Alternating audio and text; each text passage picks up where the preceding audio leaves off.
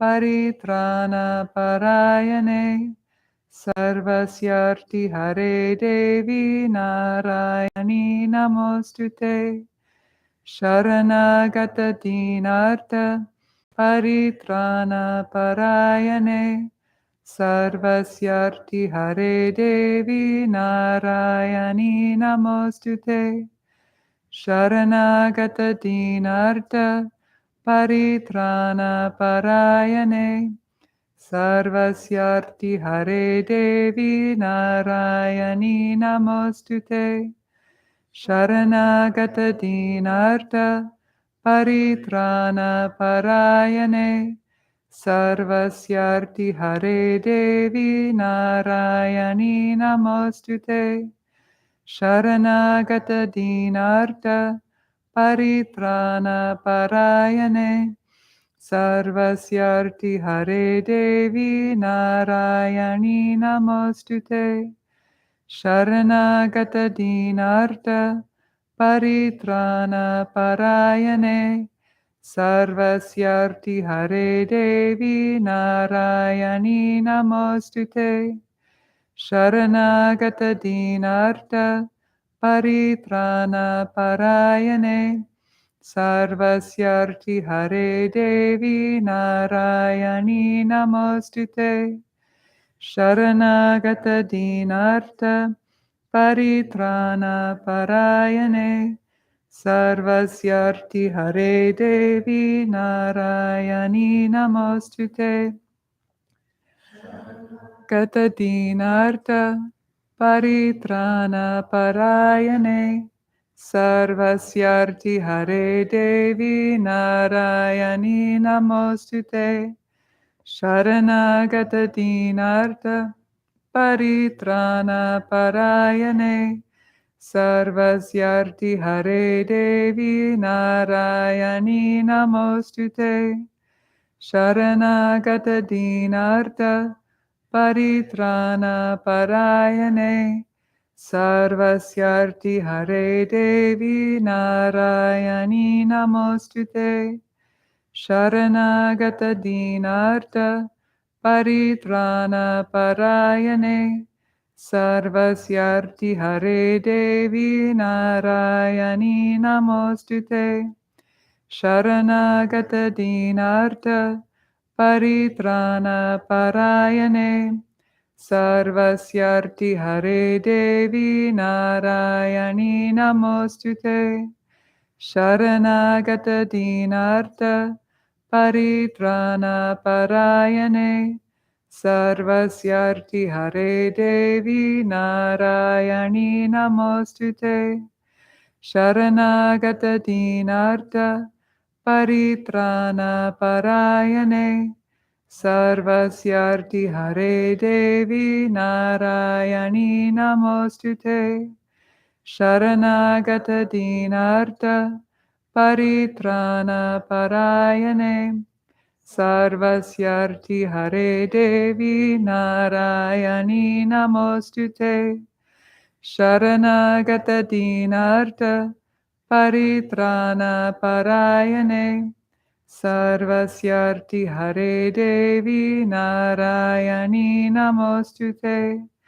Śaraṇāgata dīnārtha paritrāṇa parāyaṇe Sarvasyārti hare Devi Nārāyaṇi namostute Śaraṇāgata dīnārtha paritrāṇa parāyaṇe Sarvasyārti hare Devi Nārāyaṇi namostute Śaraṇāgata dīnārtha paritrāṇa parāyaṇe Sarvasyārti hare Devi Nārāyaṇi namostute Śaraṇāgata dīnārtha paritrāṇa parāyaṇe Sarvasyārti hare Devi Nārāyaṇi namostute Śaraṇāgata dīnārtha paritrāṇa parāyaṇe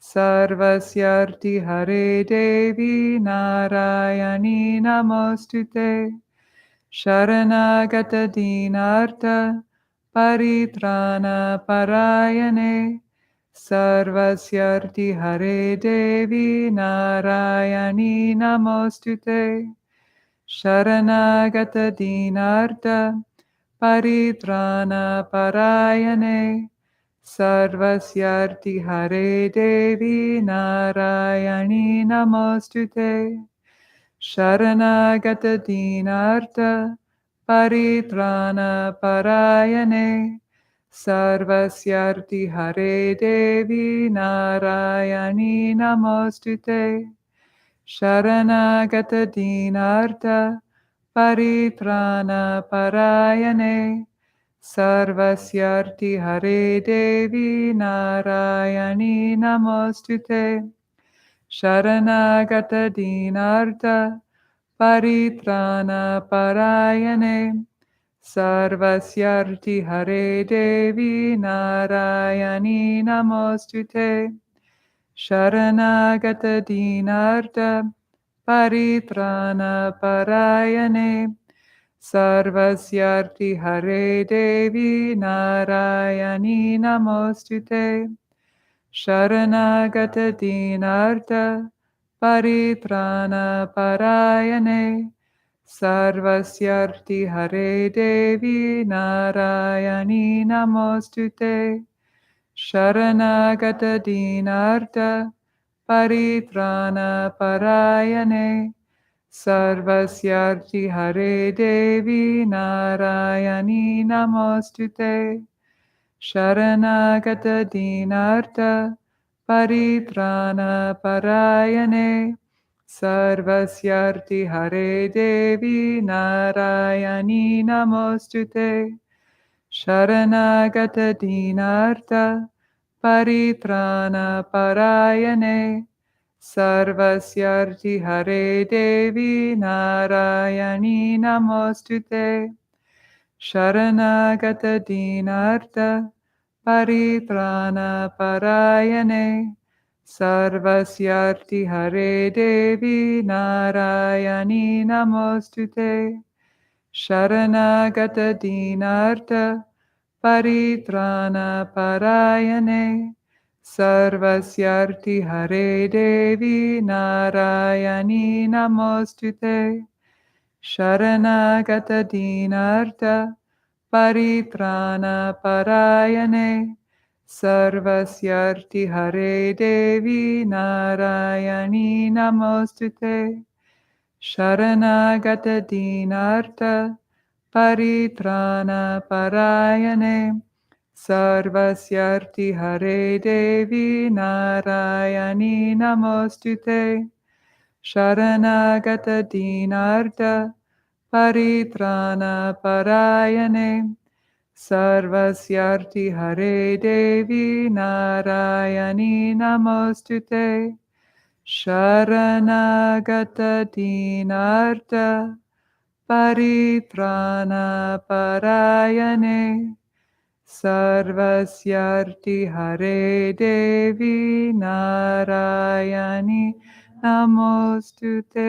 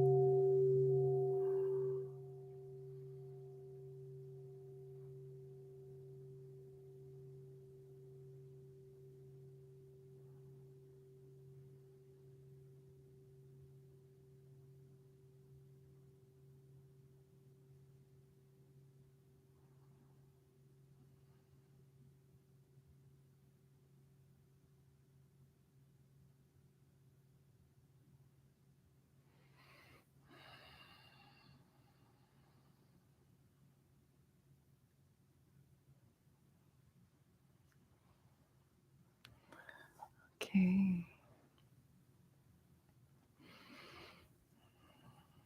If we did 108, that would be a gatika. That would be 24 minutes. Thank you for helping. Some of you are here. How many are here for the first time? How was that? You good? Tossed in the deep end? No problem. Yeah, not too bad, huh? Good. Well, welcome. Yeah, welcome. Okay, so here we are. Oh, I have an announcement. So I will not be here next week. And a friend and colleague will sub for me. Her name's Jenny Turbell. She's a wonderful teacher. And she's in the teacher training program at Tara Mandala, which takes 10 years. She's towards the end of that, and she's very good. And she's happy to come and take you into the next slogan. After what we complete today, she'll keep it moving forward. I'm looking forward to next week because I'll be practicing to go into the recording studio with my musician friends. We have written melodies to the 21 Tara mantras. I've talked about this from time to time in class. So it's finally time to go into the studio and record. Really looking forward to it. So that's where I'll be. I'll be out of town in Bolinas. So I'll be back the following week. So yeah, that's that. Okay, so tonight I'm thinking I can get through 2 slogans. I'd like to get through these 2 slogans. I'd like to do these with you before I go.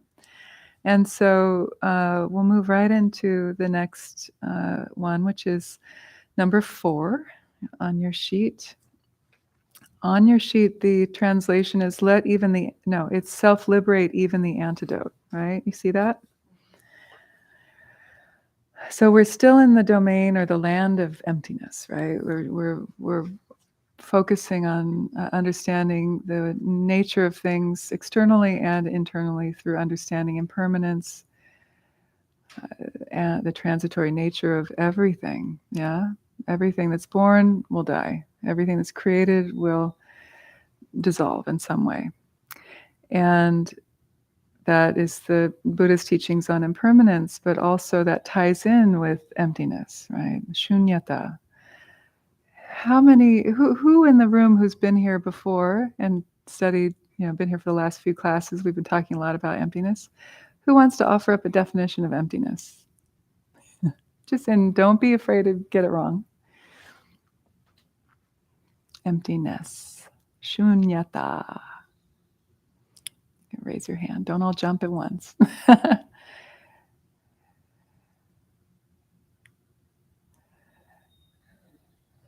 kind of the base, the nature of mind. Mm-hmm, mm-hmm. And why is the mind empty? Nature of reality, emptiness. And what does that mean?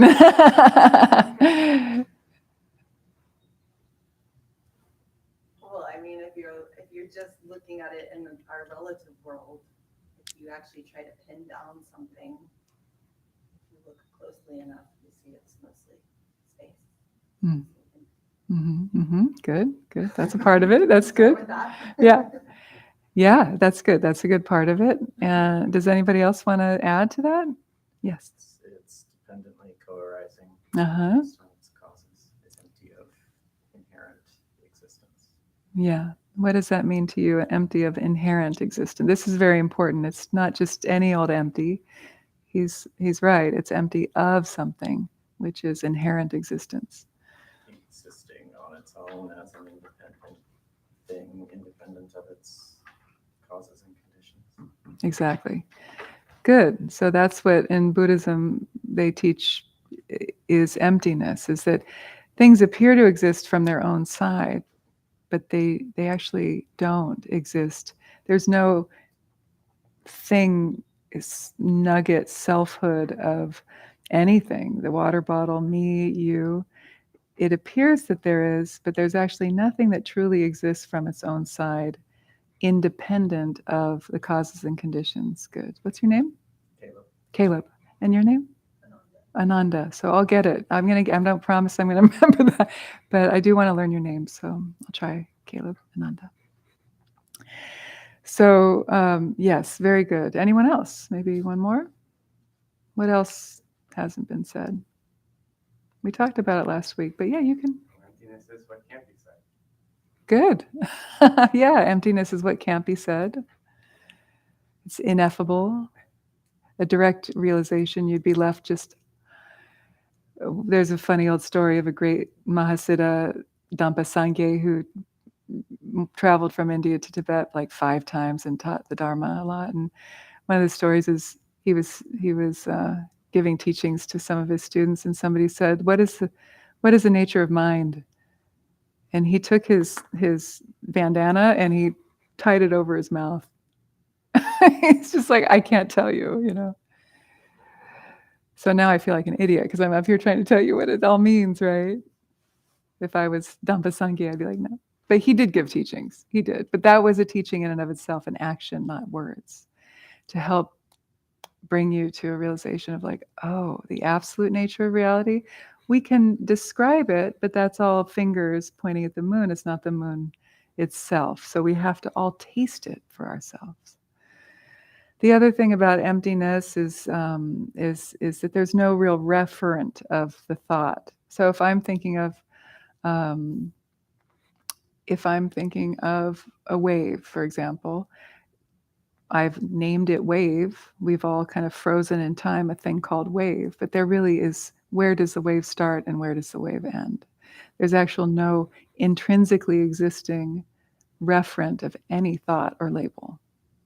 Now, that doesn't mean that things don't exist. Things exist. We're here, you're here, the floor is here, thank God, the ceiling's here. But things exist on a relative level, but on an ultimate level, they're empty of intrinsic existence. So we also talk about reality in terms of the two truths, that on a conventional or relative level, yeah, you're you, I'm me. We drove in my car to class tonight, not your car. It's not all one big blob. Things are differentiated, and that's relatively true. But if you were to pull the hood, like take the hood, look under the hood of the nature of everything, like what Ananda said, like there's space between the atoms. 99.9, I like to say this, you're probably sick of hearing it, it's 99.99999% space in atoms. And I'm not making that up. That's not New Age bullshit. That's a scientific thing. I double-checked, triple-checked, because I put it in my book. So I really had to make sure it was right. So I just finished the proof, by the way. That's done. It's off my desk, off to the publishers, the final. I really have no more say in the book, so I'm letting go. Comes out in December, and it's on the 21 Thatas.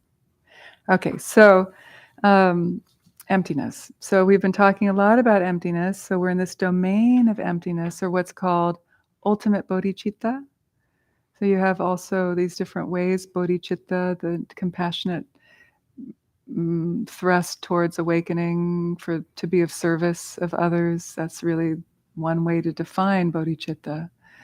But compassion is that relative level bodhicitta. Ultimate level bodhicitta is emptiness. So we're in that land right now, ultimate bodhicitta, right? And so we've been talking a lot about emptiness. What is it? What is it not? How do we feel it? We've been experiencing it in meditation. And now we're at number 4, which is like saying now self-liberate even the antidote. So what on earth does that mean? What are we talking about? There's another translation that I like even better. And it goes, let even the antidote be freed in its own place.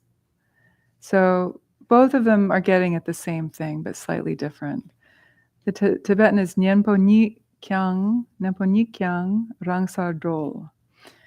Nyenpo means antidote, Nyit is itself, Kyang is even, Rangsar Dol means to be freed in its own place. So I like this second one that you don't have on your sheet right now. Let even the antidote be freed in its own place. So, first and foremost, we have to understand what the heck the antidote is. What is he talking about?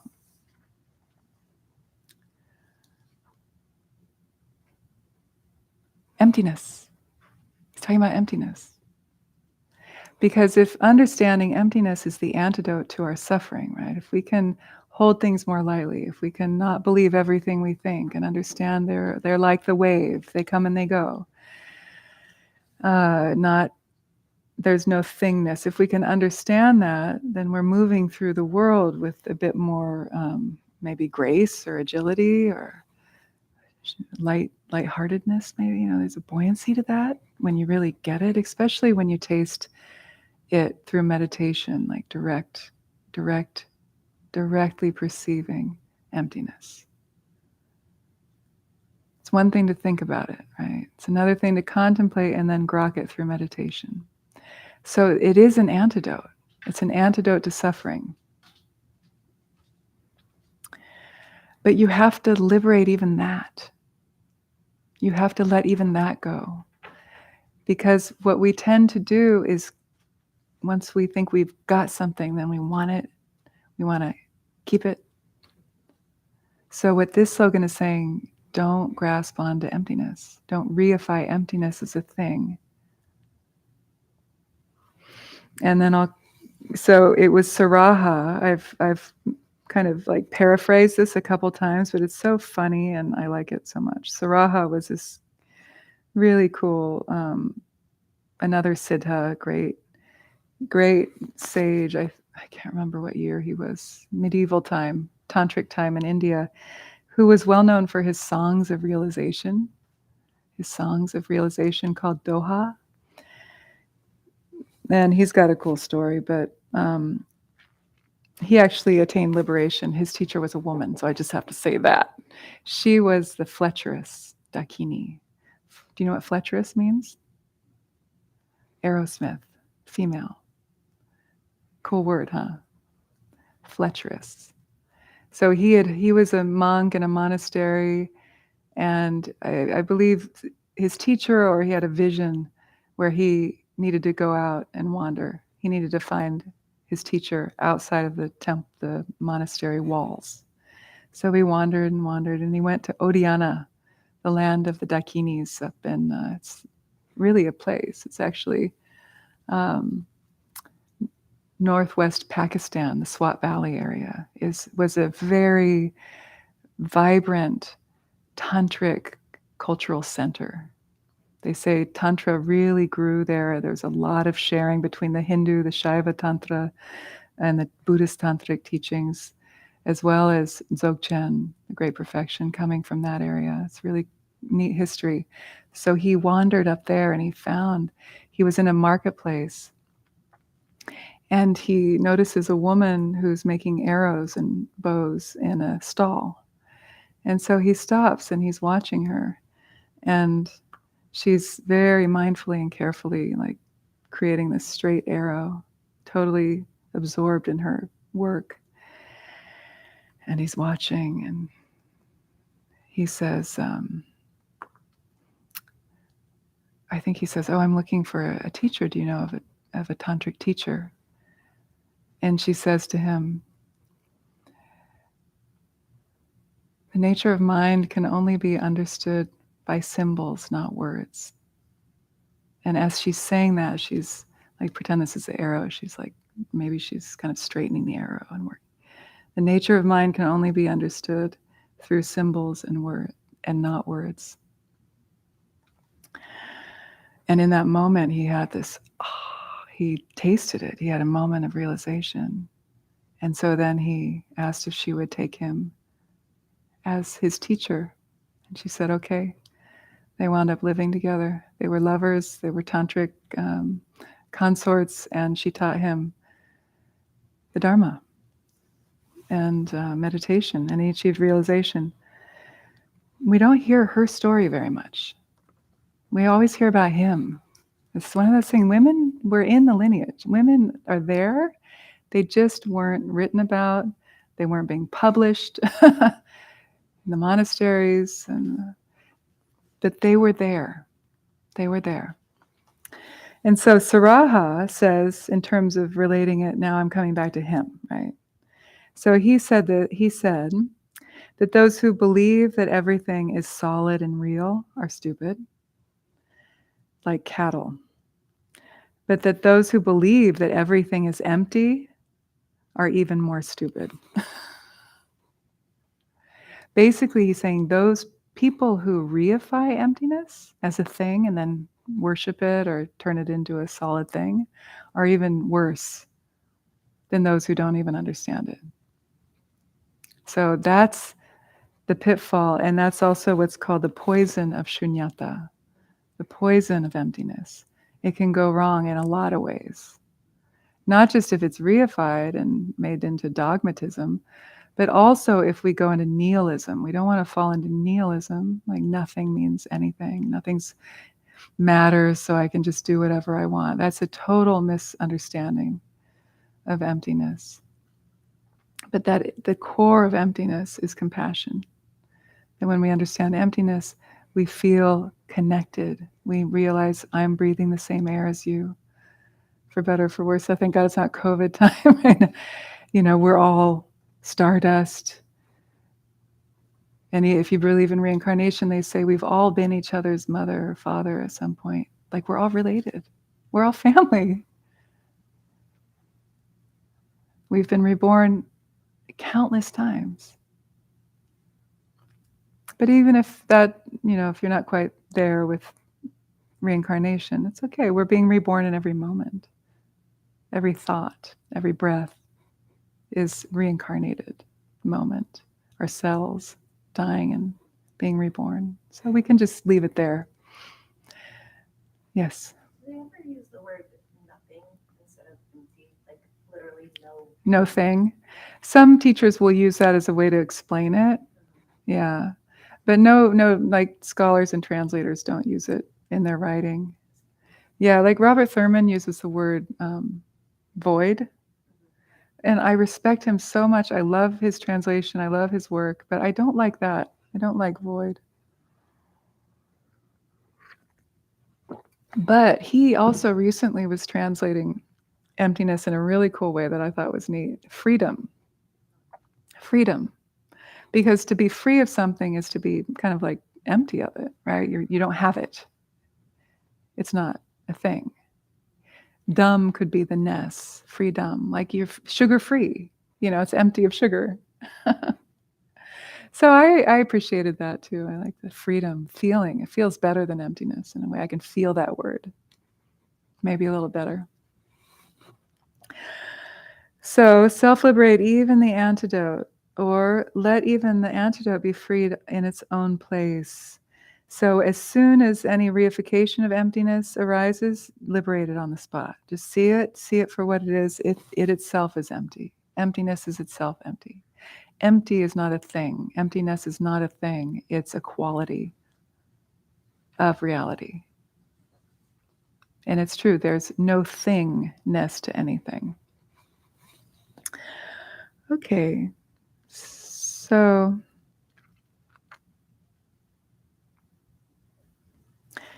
also on another level, the antidote can be understood as the analysis that we've been doing. So the last two slogans were looking at the empty nature, the dreamlike nature of reality out there, phenomena, all dharmas, right? Then the next slogan right before this one was examine the nature of unborn awareness. That's looking at the empty nature of the mind, awareness. So in a way, we've been studying, we've been analyzing, is that true? We've been meditating on it. So other commentaries say that the antidote is also the analysis that we've been doing up until now. So you can analyze to a certain point, because through analysis we can dismantle the fixation, the grasping onto things, thoughts that can cause suffering. But Lojong says that analysis, even shunyata, has no reality of its own, so we shouldn't reify it. Okay? So how does this feel? How does that feel to naturally or self-liberate? Rang also means natural, so it could be natural liberation, naturally liberating the antidote. So the way it could feel, Pema Chodron says this, and I like it. She's good at bringing things down to earth, which is Whenever you've reached a solid conclusion about something, like you really think you know someone, or you really think you know something, let the rug be pulled out from under you. You can pull it out yourself, or it can be pulled out for you. Reality will pull it out for you. She says, just let go, lighten up, be more gentle, and don't make such a big deal out of things. You know, that funny quote, like, I'm not okay, you're not okay, and that's okay. Like, we're walking paradoxes. You know? So that letting go, that quality of rangdrol, releasing.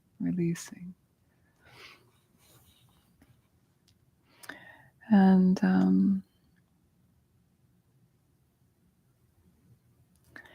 Jamgon Kongtrul, one of the great Rime masters, he was a teacher who consolidated, but also really brought back to life some amazing lineages in Tibet that were dying out. This is called Rime, non-sectarian teacher. Jamgon Kongtrul says, when we look at the presence of the remedy itself, whether it's analysis or emptiness, ideas about emptiness, these thoughts about absence of true existence, there is nothing for the mind to refer to, and they subside naturally on their own. I'll read that again. When we look, maybe just close your eyes and contemplate this. When we look at the presence of the remedy itself, these thoughts about absence of true existence, there is nothing for the mind to refer to, and they subside naturally on their own.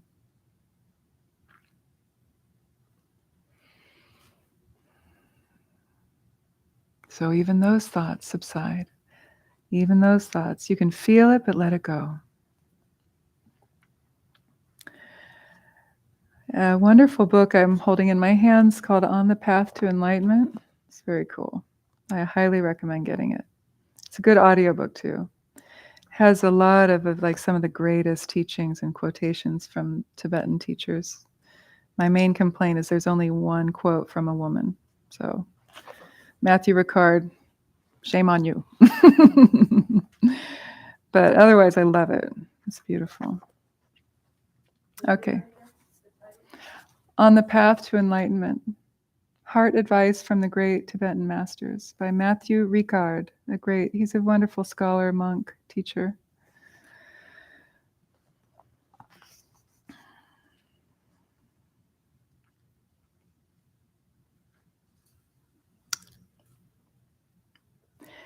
So Dujam Rinpoche gives advice for a mountain retreat. He says, having thus cut from within all doubts and misconceptions about the view, meaning like emptiness, to experience that view continuously is called meditation. Apart from this, all meditations with targets are intellectual meditations devised by thought. We do nothing like that. Whatever thoughts arise, let them arise. Do not follow after them. Do not obstruct them. You may ask, then what should be done? Whatever manifests of the phenomenal world may arise, remain in a state of natural freshness without grasping at them, like a small child looking inside a temple. If you do so, all phenomena remain as they are. Their aspect is not modified. Their color does not change. Their luster does not vanish. Although the phenomenal world is present, if you do not contaminate it with concepts and clinging, all appearances and thoughts will arise as naked, primal, or primordial wisdom, yeshe, empty and radiant. So that's what we'll meditate on in a moment. And that's pointing us to this next slogan, which is rest in the natural state, the basis of all. Number 5, rest in the natural state, the basis of all. Basically, Dujam Rinpoche just told us how to do that. So the natural state is the natural state of mind, our essential nature. And through meditation, through study, then through releasing the study, releasing the antidotes, we drop into, hopefully maybe trip into, or mistakenly stumble into our natural state. I think there's a new book out by Shambhala called Enlightenment is a Mistake, or something like that, or an accident. Enlightenment is an accident. And I kind of chuckled because it's true. It's like those moments, those aha moments, those liberating moments often will come unexpected, not when we're controlling or making it happen. So this basis of all is this word ālaya, which means the ground. It's the basis. It's the nature of mind. In Tibetan, the word is kunji. So the natural state is the ground, the basis of all. And I taught on this last week with the quote by Padmasambhava about how the mind is the ground of everything. Whether we experience samsara or nirvana, it comes back to the mind.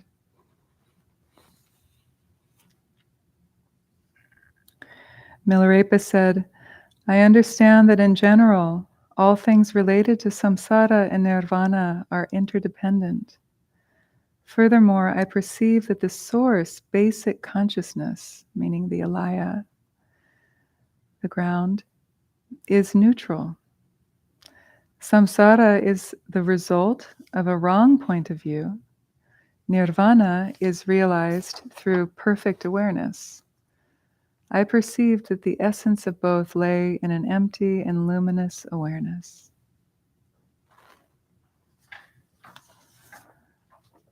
So remember, the natural state is that luminous awareness, as opposed to the habitual state, right? Often people will say, well, my natural state is to be really distracted and anxious or uncomfortable. And from a Buddhist point of view, they'd say, no, that's your conditioned mind. That's the karmic mind. It's not your natural ground state, which is luminous, empty, and imbued with compassion.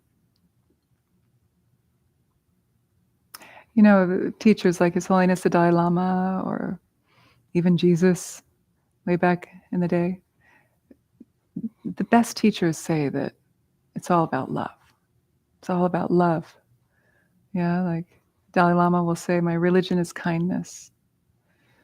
So it's about bringing these teachings down to earth, but also realizing that all this talk about emptiness isn't meant to just stay up there in the stratosphere. It's meant to bring us down to earth and help us feel the beauty of our interconnectedness, that we're not separate from each other. And in that sense, we are family. You know, my liberation is wrapped up in your liberation. Martin Luther King said that. As long as no one's free, I'm not free. As long as everyone's not free, I'm not free. That's emptiness too. So the nature of our mind and our individual experience of it is luminous, cognizant, impermanent, yet appearing like a rainbow in the sky, empty of intrinsic existence. And it's when you drop into that, it's warm. It's those warm rays of the sun. And that's compassion. That's the love.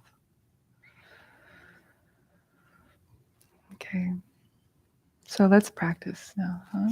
You want a minute to stand up and stretch for a bit? Yeah, let's do that.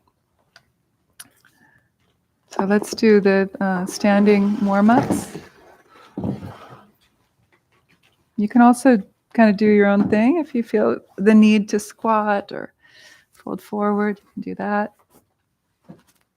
I'll guide you through these 10 kind of joint mobilization exercises. So start with your heels together, your toes slightly turned out, right hand on the navel, left hand on top. Enjoy this upright position. Breathe into the feet.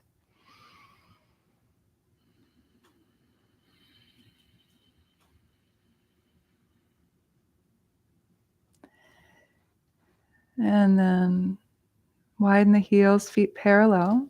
Release the hands. Right foot back and rotate outward. 1, 2, 3, 4, 5, 6, 7, 8, 9, 10. Reverse. 1, 2, 3, 4, 5, 6, 7, 8, 9, 10. Other side.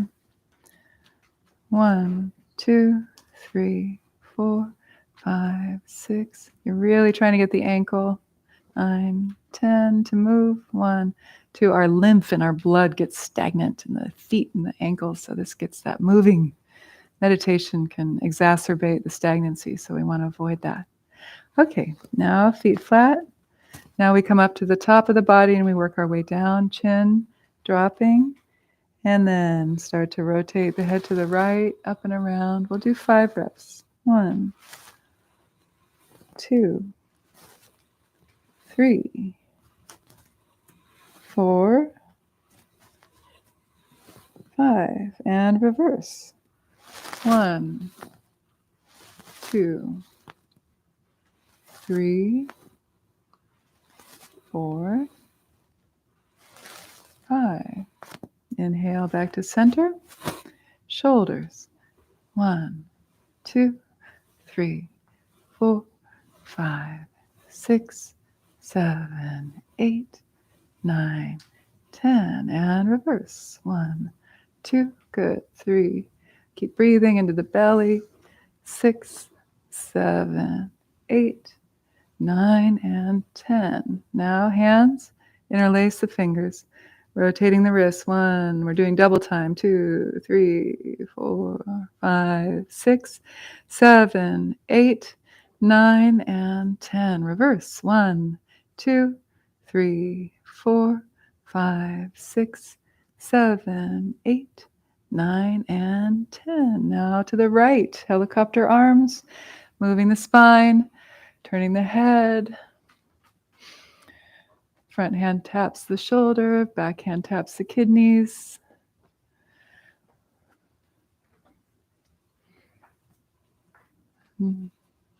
Nine, 10, 10 more. 1, 2, 3, 4, 5, 6, 7, 8, 9, 10. Come to center, hips. 1, 2, 3. Get really soft in the face, the chest, the throat. The arms dangle. 6, 7, 8. Good. 9, 10. And reverse. 1, 2, 3, 4, 5, 6, 7, 8, 9, 10. And feet together. Now bend the knees, hands above the knees on the thighs. Circle the knees. 1, you can do small, medium, or large, whatever feels good for your knees. You can bend as low or stay as high as you need to for your knees. Work smart. 9, 10, and reverse. 1, relax the neck, looks down towards the floor so you can lengthen the neck and relax the shoulders. 6, 7, 8, 9, 10. Standing up straight, feet hip width distance apart. Last move here is a bend and then a wave-like motion up through the spine. 1, 2. You can do yours bigger than me. I'm being cautious because I'm healing from surgery, but you can kind of bend even more and do a bigger wave through the spine if that feels good for you. Let's do 5 more.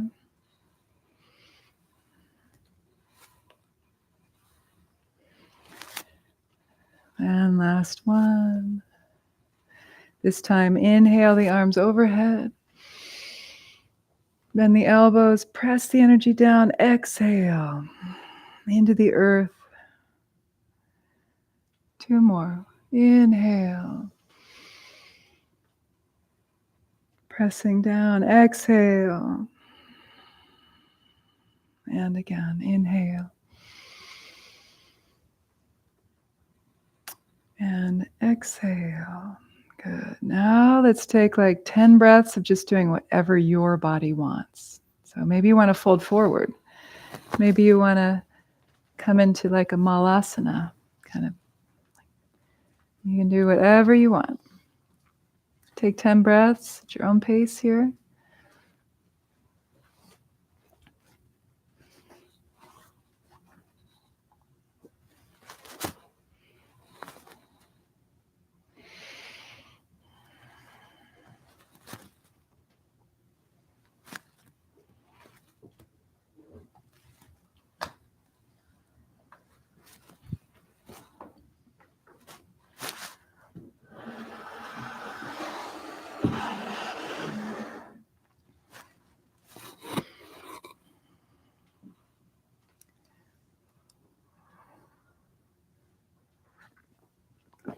All right.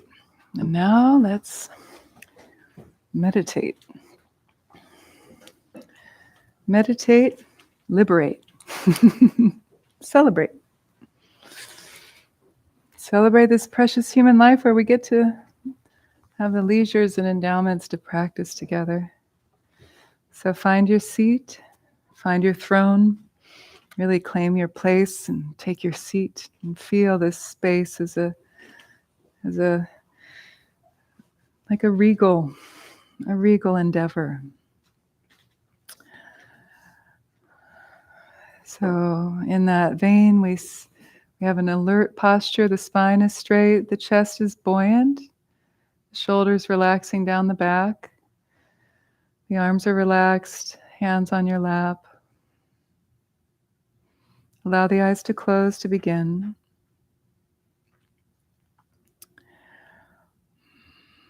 Make sure your hips, your knees, your feet are all in a good position. We'll sit for a gatika, 24-minute segment of time. In the Sanskrit text of Kala Chakra, as well as in some Chinese medical texts, the 24-minute cycle is said to be the length of time it takes the prana, the energy, to circle through the body one complete time. It's a wonderful length of time for meditation, or really for anything, reading, writing, working. So we'll sit for 24 minutes. Let's begin with some breath awareness to allow our mind to settle and become more yin in a way, more internal, more quiet. Turning in and towards the inner space. Feel the breath in the body. You may feel it in the belly or at the nostrils, whatever feels most palpable for you. And let the mind, in a sense, unify with the breath, like the rider on a horse. Let the mind ride the breath in and out of the body, releasing tension with the out-breath. Naturally liberating thoughts, concepts, distractions as they come. If labeling helps you, you can label thought and then let it go. Or feeling, let it go.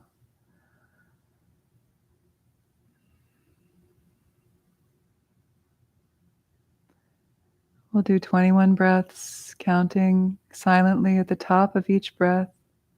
From 1 to 21, if you don't want to count, that's fine.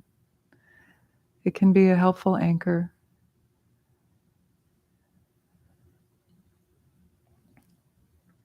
We'll practice in silence.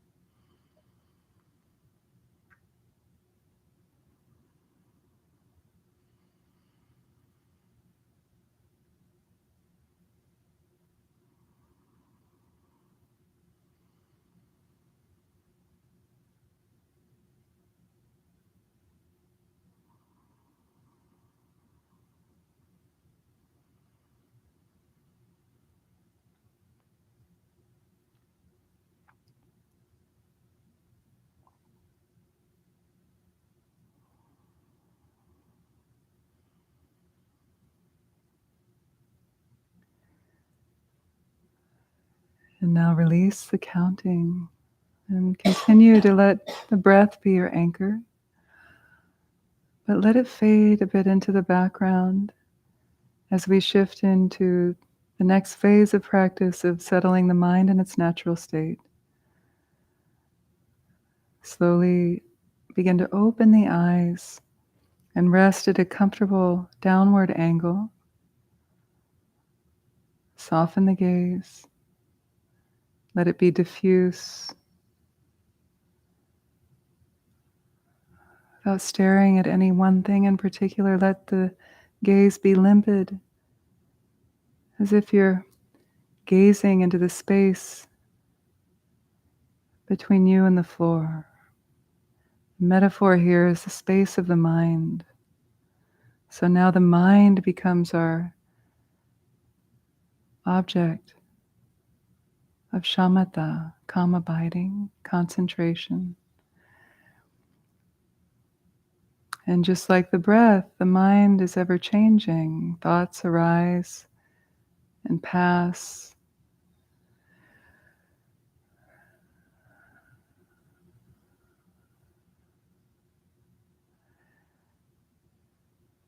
Observe thoughts, feelings, memories, sensations arise within the space of the mind. And without grasping, without clinging onto them, naturally liberate them on the spot. See it, release, and relax back into the experience of this spacious quality of the mind itself, empty, luminous.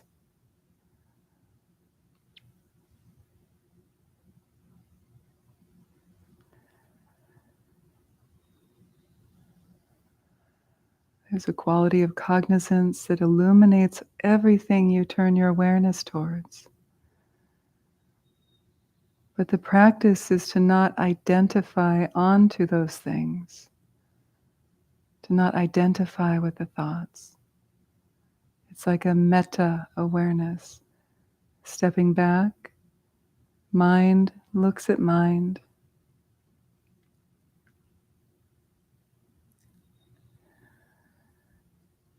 Release grasping, release distraction.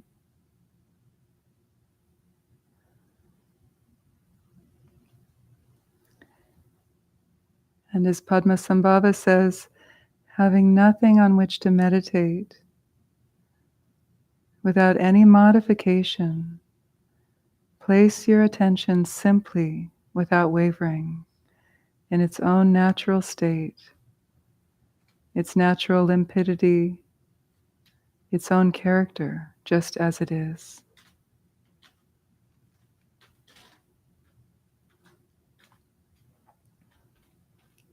Remain in clarity and rest the mind so that it is loose and free.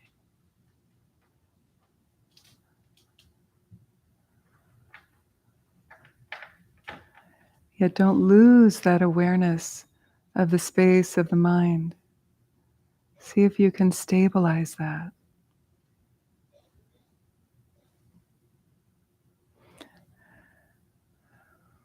Whether it's external phenomena or internal thoughts,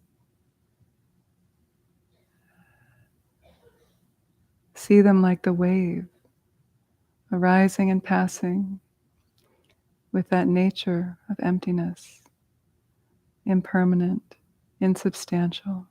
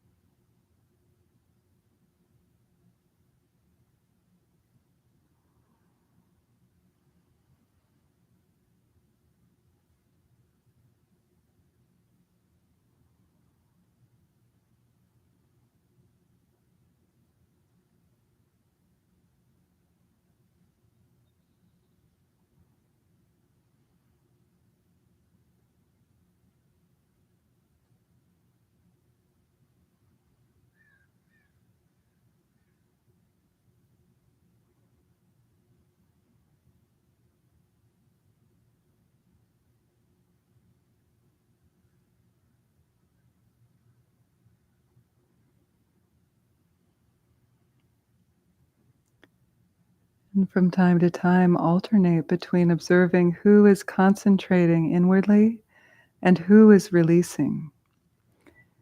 If it is the mind, ask, what is that very agent that releases the mind and concentrates the mind? And steadily observe yourself. Then release again. By so doing, fine stability will arise, and you may even identify awareness. Practice in silence.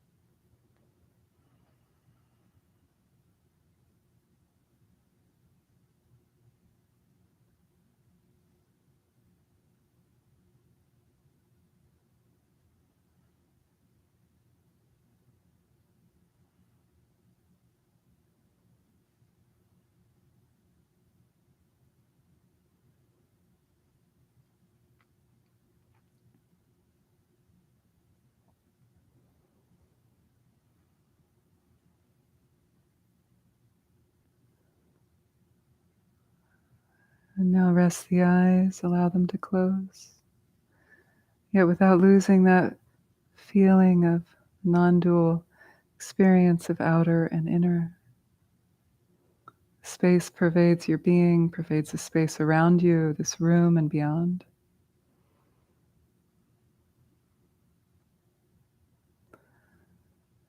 Just let go of any feeling of I am meditating. Just let it go.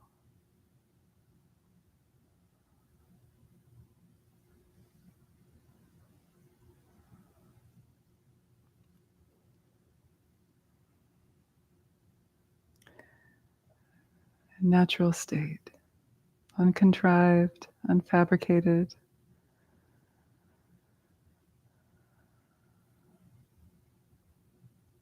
And we'll conclude with mantra of Om Mani Padme Hum. Om, jewel in the heart of the lotus. Hum, seed syllable for the enlightened mind. It's the mantra of compassion for Avalokiteshvara, Buddha of compassion. Om Mani Padme Hum, Mani Padme Hum. Om Mani Padme Hum. Om Mani Padme Hum. Om Mani Padme Hum. Mani Padme Hum. Om Mani Padme Hum. Om Mani Padme Hum. Om Mani Padme Hum. Mani Padme Hum. Om Mani Padme Hum. Om Mani Padme Hum. Om Mani Padme Hum. Mani Padme Hum. Om Mani Padme Hum. Om Mani Padme Hum. Om Mani Padme Hum. Mani Padme Hum. Om Mani Padme Hum. Om Mani Padme Hum. Om Mani Padme Hum. Mani Padme Hum. Om Mani Padme Hum. Om Mani Padme Hum. Om Mani Padme Hum. Mani Padme Hum. Om Mani Padme Hum. Om Mani Padme Hum. Om Mani Padme Hum. Mani Padme Hum. Om Mani Padme Hum. Om Mani Padme Hum. Om Mani Padme Hum. Mani Padme Hum. Om Mani Padme Hum. Om Mani Padme Hum. Om Mani Padme Hum. Mani Padme Hum. Om Mani Padme Hum. Om Mani Padme Hum. Om Mani Padme Hum. Mani Padme Hum. Om Mani Padme Hum. Om Mani Padme Hum. We dedicate the merit of our collective practice for the benefit of all beings near and far, known and unknown, seen and unseen. May all beings be free from suffering. May they find happiness in the causes of happiness.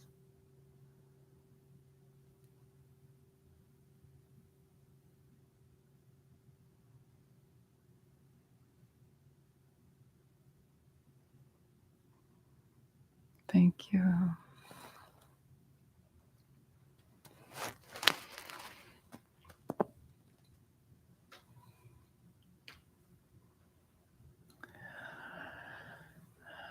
So liberate the antidote and rest in the ground, the natural state. You can contemplate and chew on those this week, and then next week we'll keep moving through the slogans with Jenny Turbell, wonderful teacher. So thank you. We are at time, but I'm happy to take a question or two if anybody has any. You don't mind if we stay a couple minutes over? Or we can just, or I can stay here and let you guys go, and people can come up if they want, ask a question or introduce themselves. I like when the new people introduce themselves to me. I like to meet you if you want. I won't bite.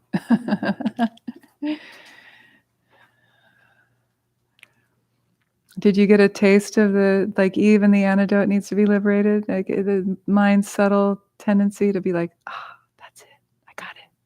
Yeah. Is there like an antidote for the mind being afraid of self-liberating the antidote? The question is there an antidote for the mind being afraid to self-liberate the antidote?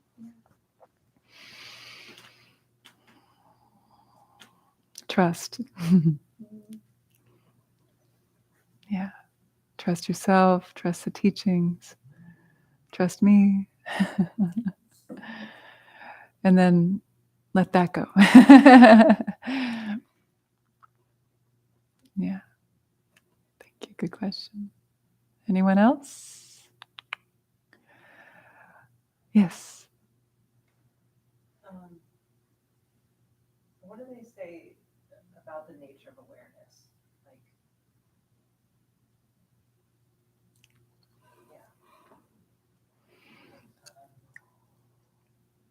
what is awareness ultimately? Yeah. So awareness is that quality within all of us that cognizes, right? We're cognizant. We're not brain dead, right? So we're aware. And you may remember the term Rigpa. Yeah, Rigpa. It can be translated simply as awareness or the quality to know. But it has the element, especially in the Dzogchen teachings, as a bit being more elevated than just a regular knowing. It's pristine awareness is the way Alan Wallace translates it.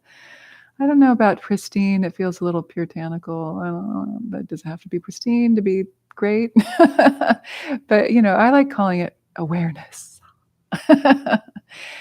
And because then it also takes it off the pedestal, because it's actually always here with us. You are resting in Rigpa right now. You just might not know it. So Rigpa, or awareness, has the quality of cognizance and luminosity, meaning that clarity. It's selwa. The term is selwa. So translating is important here because, okay, luminosity, what does that mean? Well, clarity. So Rigpa is like a clear blue sky. It's not a cloudy sky. It's there, but the clouds are the thoughts and the Rigpa is the sky. So it's spacious like the sky. They say mind itself, which is a synonym for Rigpa, it's semni, or chittatva, which is mind itself, is similar, it's the same as Rigpa, awareness. They say mind itself is vast like space, but it's not the same as space. Why? Because it's cognizant. It knows. And yet the essence of mind is empty of intrinsic existence. So it's aware, but it's not a solid thing. So you have to understand the difference between Rigpa and then Sem. Remember I defined that a couple of classes ago? You've got Rigpa, which is like, awareness. Then you have Sem, which is the thinking dualistic mind. So it's like Sem is an expression of Rigpa. It's not different from it, but it's not the same, like the sun and its rays. This isn't meant to be like, yeah, okay, got it, bye. We've got to really meditate on it and feel it. I mean, in a way, maybe the natural metaphors can help. But not only Sem is cognizant, right? I mean, Yeah, sem is mind too, and it's cognizant. It's remembering things. It's, liking and not liking, objectifying, subject-object duality. Like we're existing within that kind of karmic cycle. But only mind is cognizant and not space. Or what's the difference between an individual mind and what Yeah. field that we are living in? Yeah. Okay. So the individual mind is like your karmic propensities that go from Buddhist perspective, go from life to life, right? And those karmas are stored in what's called the ālaya vijnana. It's similar to ālaya. The ālaya vijnana is a storehouse consciousness. It's like the ground within which the seeds of your karmas germinate. And so it's this like energy. They say the mind is energy, and but it's not material. And I remember once I asked my teacher, Alan Wallace, after a class at university, he was talking about mind. I said, okay, but when we die, like, where does the mind go? And he says, nowhere. And that's all he would say. Because it's beyond material space-time duality. It just pops into something that we can't fathom. But it's called a mind stream for a reason, because it's like just like a river is not a thing. It looks like a thing, the river, but it's always moving. It's never the same river. Likewise, the mind stream. It's you. What's your name again? I'm sorry. Suzanne. That's my middle name. Okay, I'm going to remember that. Suzanne's mind is here, but it's not it's not a static thing. It's a mind stream of dependently related events that are because of causes and conditions popping up, coming and going, coming and going, coming and going. Even in deep sleep, it's there, but it's in different wavelengths. It's in different brain states. But yeah, keep chewing on it, and we can keep talking about it. Yeah. I think with more and more practices, you start to see like, okay, yeah, I can be aware of my thoughts. So I'm not my thoughts. So then what am I? That's what that meditation is trying to get you to, is like, well, who am I? What am I? Who's meditating? Yeah. Who's concentrating? Who's releasing? You can do this meditation in daily life. Like, I'm so angry. Who's angry? I'm so hungry. Who's hungry? It's a game that Kevin and I play with each other. Who's saying that? It's like in the middle of your day, you can just turn awareness back on yourself and be like, okay, who's so fixated on this thing? Who's trying to understand the mind? And then rest, and then like experience, where is it? Is there something there? There's no thing called the mind, and yet there's a cognizance. Rest in that. They say, and you might even identify Rigpa.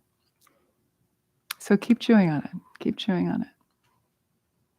Remember to samgom, listen, contemplate, meditate. So you've got to do the meditation, and then it starts to make sense. And then it also does a reverse effect. Okay? Is that okay? Okay, good. Thank you. I'm glad you asked a question. Yeah, keep it up. You too. The quiet people in the room, I'm going to expect questions from you.